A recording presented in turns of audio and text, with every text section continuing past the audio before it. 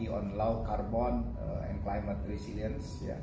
Jadi kita kan sudah membuat apa yang disebut dengan low carbon development initiative yang isinya sebagaimana yang saya sebutkan tadi ya, di dalamnya adalah menurunkan cara menurunkan karbon itu, emisi karbon itu kan ada yang melalui forestry. Jadi ada forestry and others land uses, itu kira-kira sumbangannya sekitar 70%. Jadi mudah buat kita sebenarnya kalau kita melakukan reforestasi, kemudian penggunaan lahan yang lebih baik, misalnya kita tidak menimbun tanah-tanah itu menjadi tanah-tanah yang terbuka, mangkrak, kemudian hanya menjadi sampah tanah gitu ya.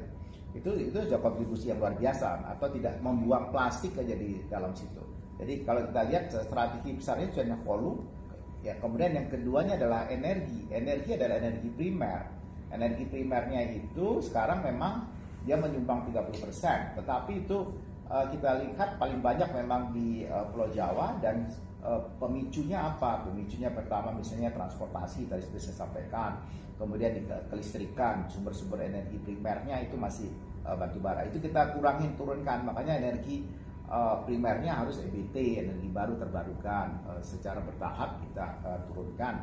Kita naikkan dia menjadi misalnya 80% tadi. Kemudian sebagaimana tadi yang saya sampaikan, itu bagian dari peta jalan ini. Jadi sebenarnya dua itu saja kita lakukan sudah luar biasa. Yang kedua kemudian apa tadi, budidaya perikanan. Tadi Ibu mengatakan dalam green economy. Saya kira budidaya perikanan itu menjadi penting, Bu, karena itu menjadi salah satu jawaban dari di sektor perikanan hari ini. Ya, jadi perikanan itu kan mulai dari ada yang memang bisa di daerah tangkap. Jadi fishing groundnya memang sudah sudah ditentukan, kemudian penangkapannya secara terukur sudah boleh. Tapi kemudian di tempat lain kita juga bisa lakukan pembudidayaan, dan pembudidayaan itu penting juga ya untuk memperoleh pangan bagi penduduk, utamanya peningkatan protein yang organik. Dan kita juga menghindari dalam budidaya itu, di dalam perikanan itu pentingnya adalah misalnya mereka tidak menggunakan lagi antibiotik, tetapi mereka sudah menggunakan pangan-pangan yang organik, yang alami. Itu kan penting, Bu, dan itu justru juga mengakibatkan penyakit dan seterusnya. Jadi itu juga bagian dari ekonomi hijau. Malah itu kita bisa dorong besar-besaran. Di semua negara melakukan itu. Amerika melakukan, Brasilia melakukan, Thailand melakukan.